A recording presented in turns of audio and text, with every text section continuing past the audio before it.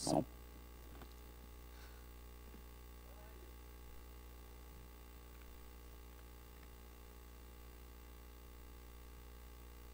Vamos lá. Dando continuidade, pessoal.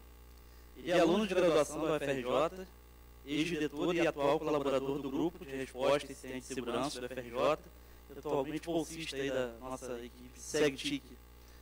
Quero chamar ele para apresentar com o tema UFRJ, quem nos ataca e como defendemos. Por favor, Vitor.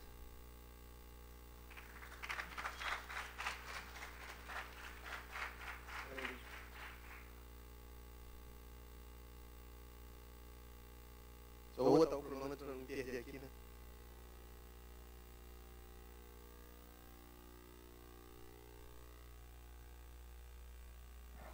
Boa tarde, gente. Meu nome é Vitor Ribeiro Pires. Eu sou membro agora da SegTIC como bolsista. Estou aqui na faculdade em curso de Ciência e Computação há 4 anos. Mas estou um pouquinho mais porque eu migrei de curso. Espero sair logo também.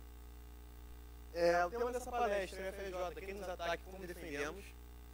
É uma palestra que ela vai ter um pouco do lado técnico e um pouco mais de conversa. Porque quando a gente estava conversando sobre o que apresentar, a gente vê que a gente tem na comunidade de segurança, principalmente a acadêmica, uma difícil dificuldade de diálogo. É muito difícil a pessoa explicar o que ela está fazendo para se defender, porque ela acha que você vai roubar o ouro dela. Só que não tem ouro. Está todo mundo tentando defender a sua própria terra. Como codinome botaram o Joe Rush com o tempo, faz parte, assim. É o meu guide também. Eu fui membro do GRID durante 3 anos e diretor também. E estou na SegTIC há mais ou menos 1 ano, onde o meu trabalho é principalmente na área de resposta a incidentes e segurança. Tem uma adenda aqui, né, que é sempre bom dizer que essa palestra não reflete nem a minha opinião dos meus empregadores, a minha sim, claro, mas não reflete a opinião dos meus empregadores nem da FRJ. Eu estou vindo aqui como o que eu acho que está acontecendo, o que eu acho que deve ser feito. Sempre bom dar esse adendo, né? Então, o que eu espero que vocês entendam hoje? Primeiro, eu espero que vocês entendam que a vida não é fácil, principalmente no ramo da segurança. Realmente você tem que pesquisar muito, ler muito, estudar muito na área de segurança. Você não consegue ficar parado. Todo dia tem um ataque novo, uma nova vulnerabilidade, alguma curiosidade que você tem que ficar atento. O segundo, eu espero que vocês vejam como é a dinâmica de comportamento que a gente observa aqui e os ataques que a gente sofre por causa disso. Em terceiro lugar, eu espero que vocês entendam o que o atacante ganha. Porque muitas vezes não é óbvio o que ele vai fazer com o que ele conseguir ou o que ele tenta derrubar, principalmente. E o quarto, eu quero que vocês entendam como é difícil gerir a UFRJ, principalmente. É um prédio muito grande, com muitas características e muitas pessoas diferentes. E o quinto, eu espero que vocês vejam que a gente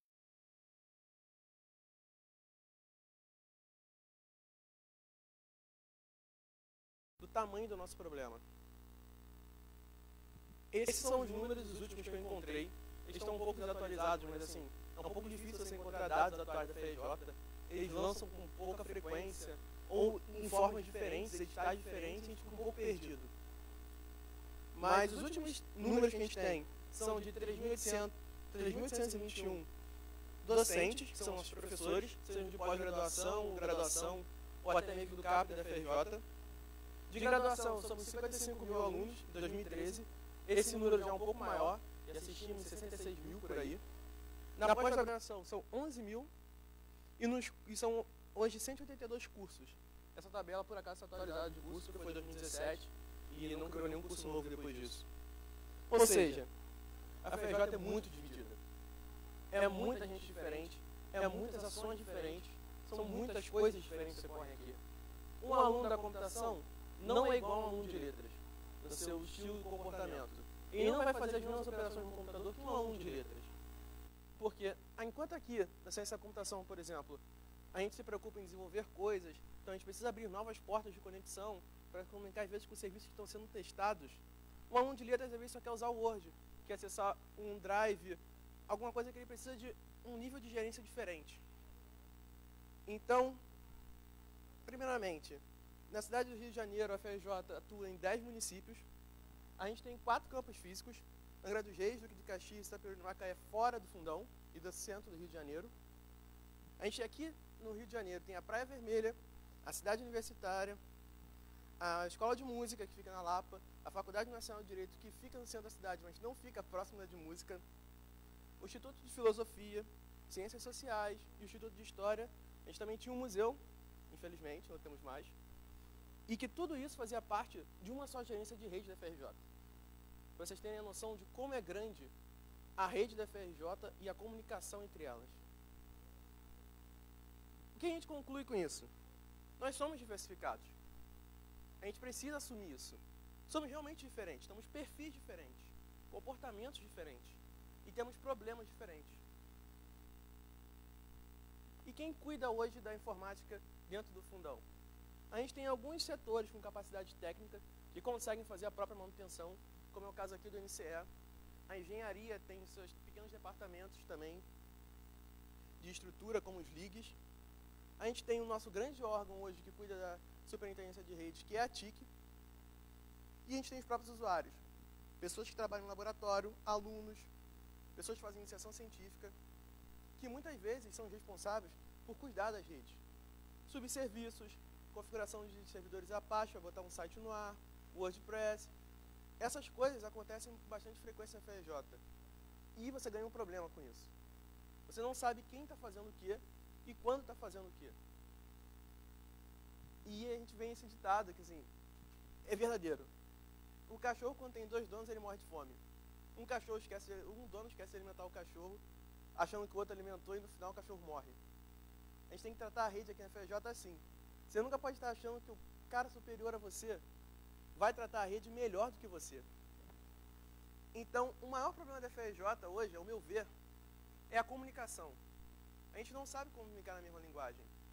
É muito difícil você marcar uma reunião com um órgão, sei lá, com uma comunicação e explicar em termos técnicos o que você está tentando fazer e eles conseguirem entender. Então, a prevenção, ao meu ver, hoje, é o maior remédio que a gente pode ter. É o nosso maior enfoque hoje. Mas a gente agora tem alguns problemas que a gente tem com isso. Somos muito grandes. Somos muitos. Como a gente sabe quem é o responsável por uma máquina específica? Hoje, máquinas específicas dificultam um pouco, mas a gente consegue encontrar qual a rede que ela está, qual subrede, qual domínio, através do nosso portal do TMP. Assim, é o que a gente tem. Não diria para vocês que é o melhor, mas funciona hoje no âmbito que a gente precisa. O único problema de uma rede tão grande como a FRJ, e assim, com servidores que às vezes eles trocam de funções, é que ele fica desatualizado. Nem sempre o nome da pessoa que está ali é o nome do responsável da rede. Tem casos que às vezes departamentos se dividem, você ganha responsáveis diferentes e você não consegue identificar quem é a pessoa responsável pela rede. Outro detalhe que a gente tem é como a gente sabe das ocorrências e vulnerabilidades que ocorrem na FRJ. Bem, a gente tem vários sistemas que fazem essa função. A gente tem análise de redes, com o Nmap, por exemplo. A gente tem análise de log, a gente tem honeypot, a gente tem IDS, PS. Assim, firewalls, a gente tem bastante firewalls. E essas coisas são importantes. Só que é muita coisa, a gente tem que tomar cuidado com essa gerência, porque são muitos equipamentos, são muitos sistemas. E a gente também tem um grande suporte, assim, ao meu ver, um grande parceiro hoje da segurança FRJ, que é a RNP. A RNP fornece para a gente dados de ataques, vulnerabilidades e invasões que a gente consegue tratar e ajuda muito o suporte. Muitas vezes a gente não teve a noção do que aconteceu e a RNP consegue entrar em contato diretamente com a gente. Beleza. Todo mundo já entendeu o que é FRJ, já tiveram uma pequena dimensão, então a gente já pode pular para os próximos passos da palestra. Como? Uma pequena ideia de como somos atacados. Essa frase do filme do Batman vs Superman, assim, o filme é horroroso, mas a frase é muito boa, que é você sangra. A FRJ sangra desde que o sistema de tickets da FRJ, de análise, de alertas de vulnerabilidades, de chamados, foi implementado. Quantos alertas de segurança vocês acham que a gente teve? Alguém na plateia tem um chute? Ninguém quer arriscar? Menos. Quantos? Um pouquinho mais. Menos.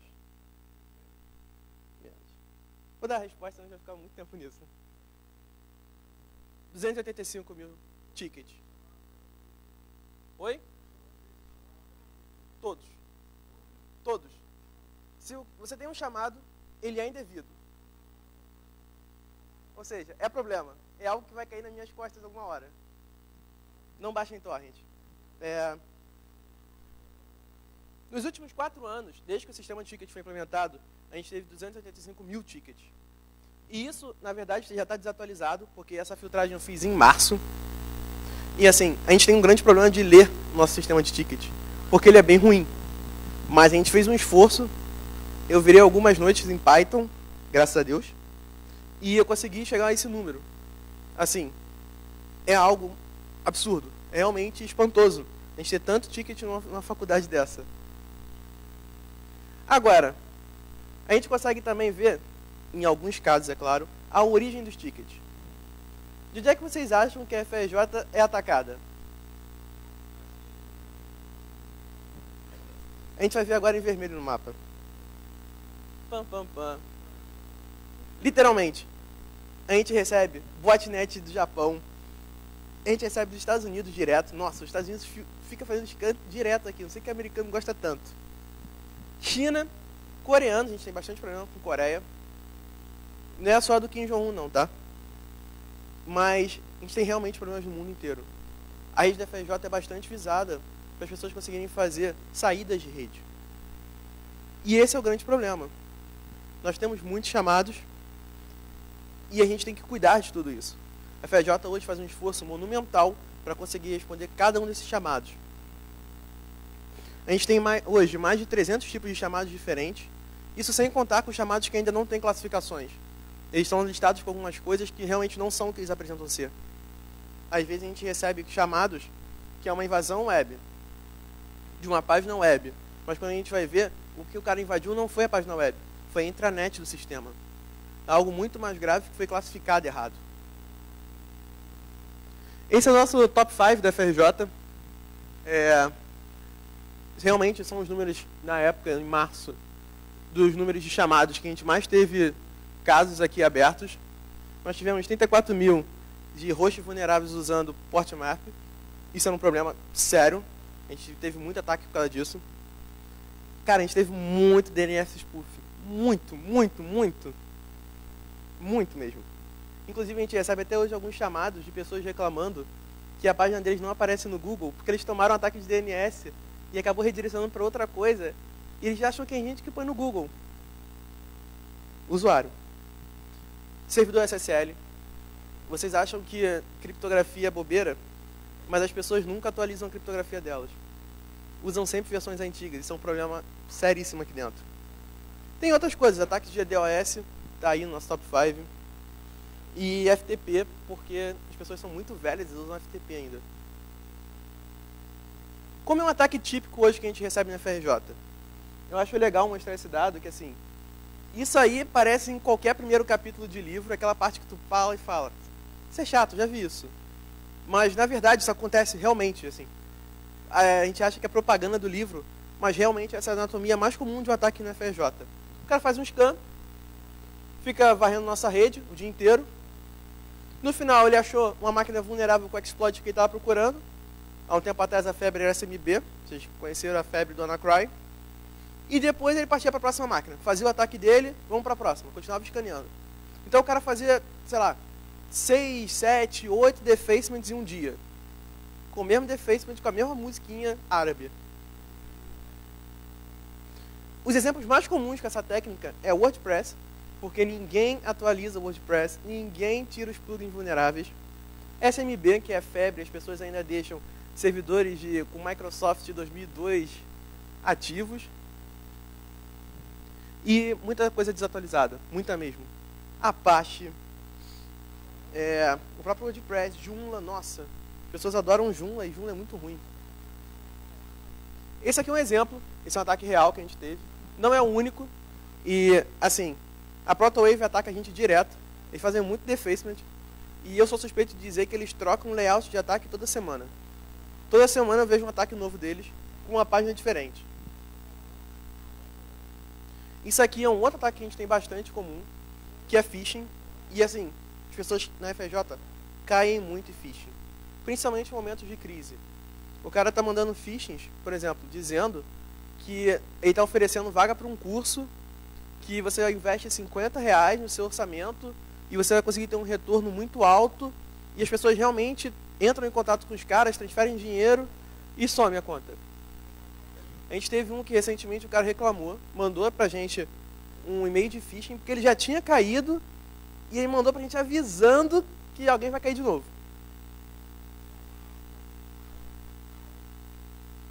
Vou falar um pouquinho aqui, é legal a gente contar a história, sobre alguns casos que a gente teve. A gente teve recentemente em letras, onde a gente teve uma febre, na verdade, também, aqui na FRJ, de máquinas minerando criptomoedas, seja instalando programas nas nossas máquinas, seja invadindo páginas web, instalando CoinHive, e acabaram chamando a gente para resolver um chamado desses. Então, nesse chamado, a gente identificou que tinha uma pessoa que ela passava metade do dia dela minerando. Então, enquanto ela estava fazendo alguma coisa no computador, estava minerando. Quando ela ia embora para casa, sumia. Começava no dia seguinte. Outro problema que a gente teve foi que a gente tem um curso aqui na faculdade, extremamente tradicional, assim, top 5 de tentativas de acesso no Enem, que eles tiveram um problema muito sério. Invadiram a página deles e... vai ser um pouco constrangedor falar isso. Redirecionaram eles para uma página de pornografia de desenhos.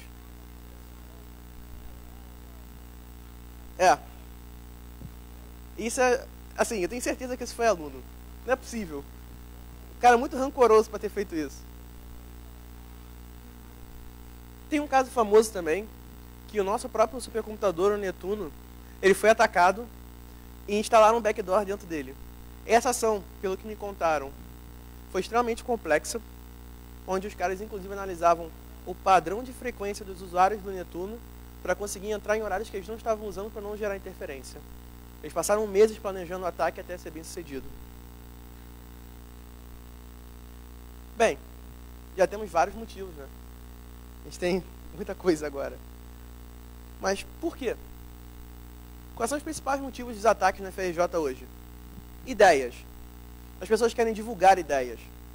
Elas querem mostrar, por exemplo, a gente tem muito ataque de pessoas do Estado Islâmico para mostrar seus ideais. Processamento. Pessoas às vezes precisam usar processamento das nossas máquinas para fazer outros ataques como DDoS. Então elas invadem, fazem o possível para tomar nossas máquinas para que possam fazer outros ataques. Motivação financeira. Tem um mercado muito grande para pesquisa científica em andamento. Pesquisa dá muito dinheiro, principalmente na área médica e biológica. Patente de remédio. Então a gente tem ataques visando essas pesquisas. Em recursos. Hoje as pessoas precisam de máquinas, provavelmente também para conseguir minerar criptomoedas. E esse recurso, que hoje tem sido assim, precisam de energia elétrica, rede, eles atacam a FRJ onde eles conseguem isso de forma abundante que ninguém vai prestar contas depois. Então, a nossa motivação recente hoje para os ataques que a gente vem sofrendo é mineração, saída de internet de ditaduras asiáticas, principalmente, virando filtros de rede, passando rede Tor quando dá por aqui, ou fazendo outras redes, e hospedagem ilegal. As pessoas hospedam muitas páginas ilegais na FRJ fazendo redirecionamento.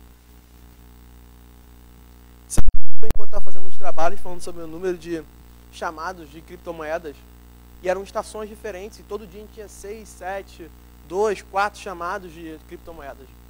E isso se alastra até hoje, porque é difícil você pegar um desses ataques. E aí vem a nossa defesa. O que a gente, a SegTic, tem feito para se defender nesse ponto? Bem, a SegTic hoje, a TIC, a parte de defesa delas é organizada em 3 equipes. O Trot, o Ethos e a parte de Dev. O Trot é responsável pela resposta a incidentes de segurança. Somos nós, eu, tem alguns amigos aqui também do Trot, o Ribas, o Robert, os bolsistas, o Hugo. o Daniel, o Chamon, que são responsáveis pela parte de defesa. Eles também têm que fazer parte de forense, identificar a origem dos ataques, muitas das vezes, encontrar qual foi a vulnerabilidade encontrada, fazer auditorias, tudo isso é responsável pela gente. Então, nós também cuidamos de serviço de segurança, vemos firewalls, redes, análise de sistemas, honeypot. E assim, é o carro-chefe. É a parte que, geralmente, a pessoa mais sente que tem alguém presente. Depois vem a parte que, para mim, eu tenho esse sentimento até mais importante, que é a equipe de comunicação, que é responsável pela comunicação e interação com os usuários, porque o que abre um vetor de ataque, geralmente, é o usuário. O usuário faz algo indevido que acaba gerando problemas futuros e, às vezes, ele não sente. A gente recebe muita reclamação de direitos autorais de pessoas baixando filmes ruins de torrent, porque só filme ruim é notificado. E, assim, a gente tem muito problema com isso, muito mesmo.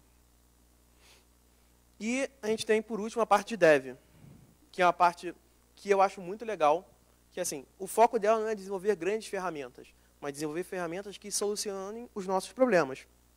Então, hoje, essas ferramentas têm sido essenciais para que a gente possa fazer um contato mais rápido com o usuário e uma resposta mais rápida com o incidente. Isso aqui é um exemplo, eu censurei o resto dos IPs, vocês não verem, mas essa imagem mostra um dos sistemas fornecidos pela RNP para a gente, que mostra, mostra quais tipos de ataque a gente está sofrendo. A gente está vendo, assim, essa semana, uma febre de tentativas de SSH. Provavelmente uma máquina está escaneando máquina por máquina, rede por rede, encontrando portas de SSH e tentando fazer tentativas de brute force. Provavelmente com Hydra ou alguma outra coisa do tipo. Então, a gente recebe, eles pegam esses ataques antes, já avisam para a gente e a gente consegue tratar. Só que tem um pequeno problema. A FJ tem muita máquina, tem muita rede, tem muito IP. Então, o que acontece? A gente precisava, como esse script roda todo dia, vocês imaginam que a gente recebia quase 200 notificações da RNP todo dia, e às vezes eram 50 da mesma máquina. A gente precisava dar um jeito de filtrar.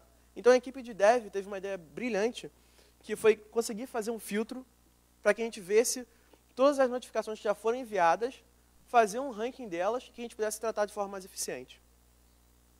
Agradecendo ao menino que fez, a foto está escura para ver. Obrigado. Ao nosso querido Bocichamon.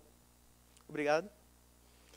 E assim, outro sistema que a gente tem que ajuda muito, que é o DefaceBot, que é um bot no Telegram que já manda mensagem para a gente. Obrigado, Daniel. Já manda mensagem para a gente dizendo que uma página foi invadida. Então a gente tem um reporte muito mais rápido. E esse sistema é particularmente legal, porque hoje a gente está investindo mais nele para que agora ele consiga fazer outras coisas, como técnicas de machine learning, ou fazer crawling na internet em páginas de defacement, para já avisar para a gente que outras páginas tenham cadastradas como defacement. Com isso, vocês podem ver que ferramentas que sirvam para você conseguem funcionar perfeitamente e que você pode até replicar para os outros. E qual é o futuro que eu vejo para a SegTick como bolsista? Eu vejo que a gente vai investir ainda mais em técnicas de detecção e prevenção de ameaças e ataque, porque a prevenção é realmente o melhor remédio. Dá muito mais trabalho você ter que fazer uma forense num sistema do que você simplesmente bloquear uma porta no firewall porque você sabe que o cara está tentando te atacar. Dá muito menos trabalho. A gente também prevê no futuro ampliar e desenvolver mais ferramentas que ajudem a gente nesse apoio ao combate contra incidentes, contra a vulnerabilidade. E a gente continua investindo muito na conscientização do usuário. O usuário hoje precisa ser informado mais sobre segurança. Ano passado foi a primeira vez que a mídia mundial notificou um ataque de segurança, que foi o caso do WannaCry. Porque ele invadiu muita gente, invadiu coisas que as pessoas não esperavam que fossem alvos, como hospitais. Então, o usuário precisa ter esse consentimento de segurança. Obrigado a todos que vieram participaram dessa palestra. Obrigado.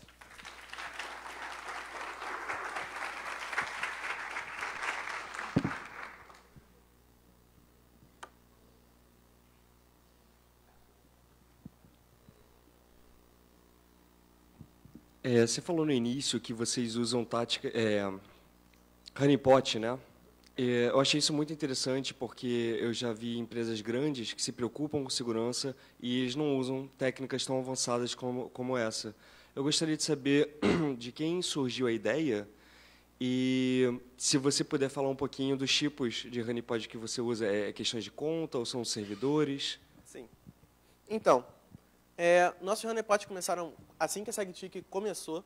Na época foi o Manuel, se não me engano, que foi a primeira pessoa que começou a implementar honeypot na FRJ. Assim, a gente tem honeypots espalhados de média, baixa e complexa interatividade, que é importante você ver quais são os tipos de pessoas que nos invadem. Só que honeypot gera um pequeno problema, ao meu ver, é claro, que hoje tem uma pessoa na SegTech tratando disso. Gera muita informação, gera muito log, e é difícil para empresas gerenciarem isso. Imagine a gente, que é um núcleo bem mais reduzido que uma empresa.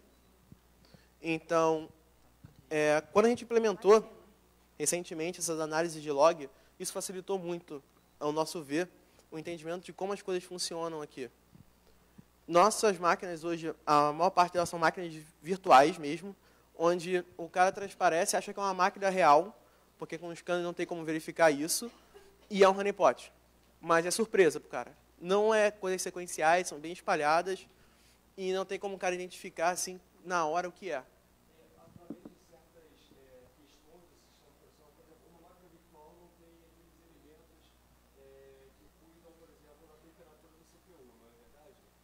Depende da máquina. Isso é uma das coisas que você pode trabalhar numa máquina virtual, que é você dar informações falsas para o cara para ele achar que é uma máquina real. Então as pessoas às vezes trocam banners, mandam informações novas, às vezes serviços que nem existem, ou às vezes respondem coisas erradas para o cara achar que tem uma máquina ou que a porta não está funcionando.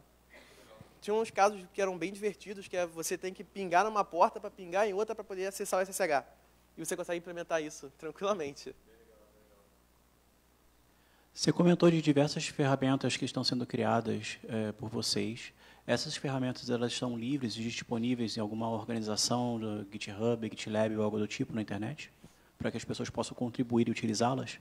Assim, a gente tem previsão para liberar algumas dessas ferramentas, principalmente o DefenseBot, que como ele faz essa análise um pouco mais larga, ele pode ser usado em outros sistemas. Mas, por enquanto, como a gente está trabalhando muito, e isso também vira material de pesquisa para a faculdade, a gente está segurando um pouco para depois poder lançar. Mas eu creio que, assim, se tudo correr muito bem, em até um ano a gente liberou a maior parte delas.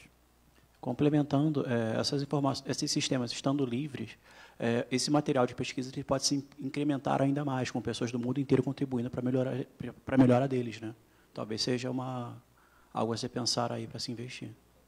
Com certeza, sim. Software livre é vida. Não tem o que fazer. Tem mais alguém por aqui que eu vi que levantou a mão. Vamos fazer a última pergunta e aí a gente encerra a pergunta. Acho que o Vitor pode atender, né? Quem quiser conversar mais alguma coisa, tá? Eu fico ali fora esperando vocês conversando. Por mim não tem problema nenhum, não. Vitor, boa tarde. Além a nível de campus da UFRJ, vocês têm acesso assim a fazer atualizações de máquinas, de contratar pessoas, de rever todo esse esquema de segurança, não só virtual, né, como em hardware e ao usuário? Então, geralmente atualizações de máquinas a gente só faz quando o usuário autoriza. A gente não pode, às vezes, atualizar ou fechar uma porta, porque, às vezes, é um material de pesquisa que o cara está, sei lá, conectando com um acelerador de partículas, que a gente tem muitos aqui na FRJ, o cara está comunicando com a Suíça por uma porta especial, e a gente tem que primeiro notificar para depois bloquear. Então, isso é um caso delicado, é uma discussão que a gente sempre tem, de quando a gente deve interferir da forma certa, quando a gente está mexendo na máquina do usuário. Então, quanto à questão de contratação, isso é com a FRJ. A FRJ contrata o funcionário quando ela pode, essa é a verdade, quando tem orçamento para isso. Então, o que a FRJ hoje investe muito é em bolsistas de iniciação científica ou outras áreas, para que no futuro ela gere um material que possa ser aproveitado como funcionário. E como faz para conhecer o GRIS, conhecer o trabalho de vocês? Então, é muito especial para mim falar do GRIS, né? Eu passei muito tempo nele, assim, é uma história muito bonita do grupo, com 15 anos. A questão do GRIS é só você entrar na página do Facebook do grupo ou conversar com qualquer um dos membros, a gente responde, a gente marca a visita se você quiser conhecer o grupo, não tem muita burocracia. E é isso. Daniel me alertou ali que tinha uma pessoa do lado de cá que estava com a mão para o alto. Quem? Ele. Boa tarde. Boa tarde. Deixa eu te fazer uma pergunta. A validação de hardware que vocês fazem, eu vi você falando muito de defesa, né? E qual ao meu ver, está enxugando muito gelo, porque existe o ataque e, a princípio, correndo atrás do próprio rabo. Qual o hardware, a forma de mesclar o pedido de evitar esse ataque? Então, primeiramente, a gente tem que saber o que a gente pode liberar com mais frequência. Portas como 80, 8080, 443, a gente deixa liberado. O hardening, primeiro, é na rede. O primeiro lugar que a gente tem que fazer esse filtro é na rede. A gente tem que saber o que pacote está trafegando, o que a gente bloqueia. Depois, a gente leva a nível de máquina, que realmente a gente faz os nossos scans internos de que máquina está vulnerável e avisa o usuário. Por exemplo, SMB é classificado para a gente como prioridade máxima. Então, quando começou a febre do WannaCry, na mesma semana a gente já tinha notificado o máximo de servidores possíveis para fechar as conexões de SMB, dando patcher para eles. O hardware é importante por causa disso. Não é necessariamente, como eu posso dizer, você ter que pensar que o cara vai fazer o ataque. Muitas vezes o hardware você já sofreu um ataque. Então você tem que evitar que novos ataques parecidos com aquele ocorram, para que você não tenha um número muito maior, às vezes do próprio atacante que fez o primeiro ataque.